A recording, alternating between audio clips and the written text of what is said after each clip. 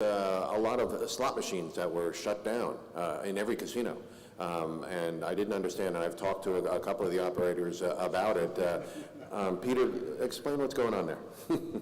Like I said, there's been a few changes to regulated machines, and unfortunately these guys up here haven't supplied what the market needs fast enough, and it's caused a few issues and a few headaches for us.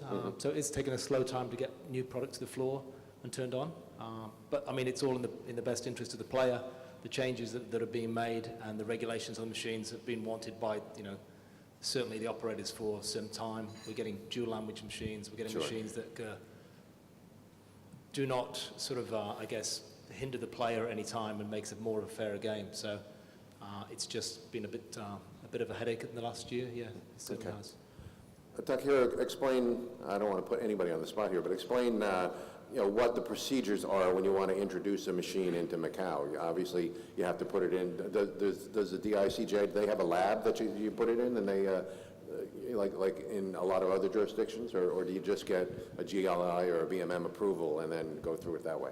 The usual process is that we need to go through a certified testing laboratory. Majority is a GLI or BMM. Once create the games, the math, the theoretical, RTP, all these things, we test internally in our R&D department, and once internal testing, debug, all done, and then we pass to a third-party testing laboratory so that they can certify, they can test according to the country's requirement, like Singapore or Macau, Australia, OLGR, Queensland, QOLGR, and United States, Nevada, California, all these jurisdictions. Sure. Then once certified by a third-party testing laboratory, we apply to the country, like Macau, Singapore later on. This is a minimum requirement. We need to be, all game libraries to be passed by a third-party testing laboratory. And how long does it take once you submit it? It depends how the games are complicated. For example, a free game type of video product, for example, generic cabinet and just five real video contents, 10 free games. That is the easy part.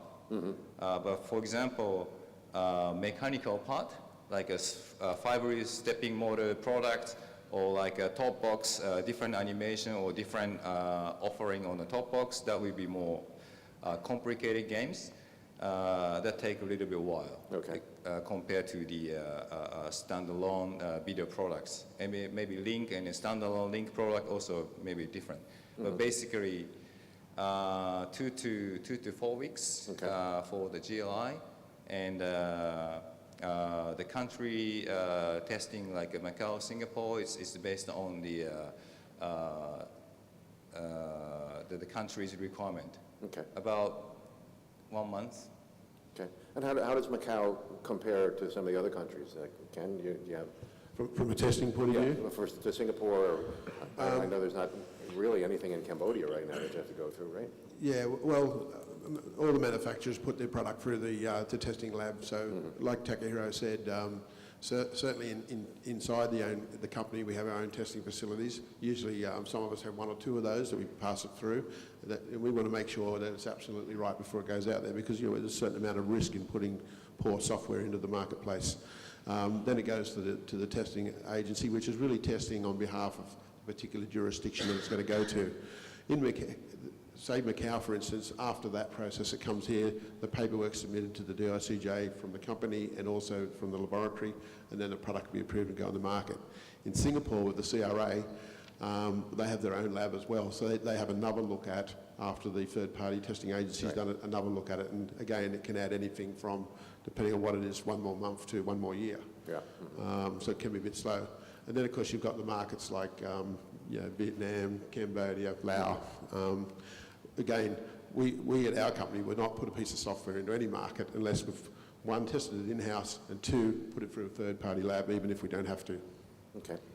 Just to add, I think one of one of the strong things that us as manufacturers can bring is that, you know, we have a lot of experience in putting a lot of these games through different jurisdictions globally. Sure. And, you know, we understand what potentially are the faster ways or best practice.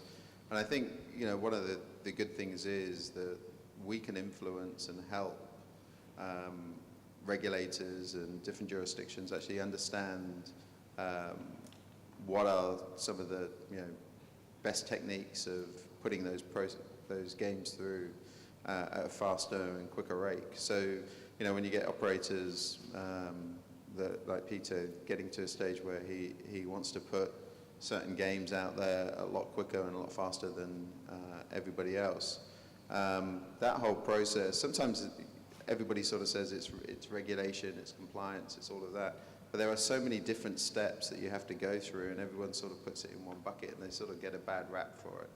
And I think the important thing is us for manufacturers is to really work with the operators and everybody else to make sure that everything that we put out there is as quickly for them, but also for us, because, you know, as much as there's a frustration on that side, there's one for us as well. Okay. If I could just add, regulators in different jurisdictions also look at product when it's going live on a floor in a different way. So, for instance, typically what happens in Macau, say at the moment, when the product's on the floor and you get the inspector around, he'll do a full test on that on every one of those cabinets that's going live. In some jurisdictions, the regulators let them go live when they're installed, but then come around every once or twice a year and do a full floor audit of every machine. So there's a couple of different ways it's done around the world. Okay. So Peter, once it goes through the process of the regulators, how do you decide, you know, which machine to put on your floor? You've got a very limited amount of space on any casino floor here, fighting with the tables all the time. But is there something that clinches it for you? Is it the theme? Is it the deal that you make with the manufacturer? What is it that's at the top of your list? Well, when you're setting up a floor, it's important obviously to keep a good product mix, so you've got a good selection for players.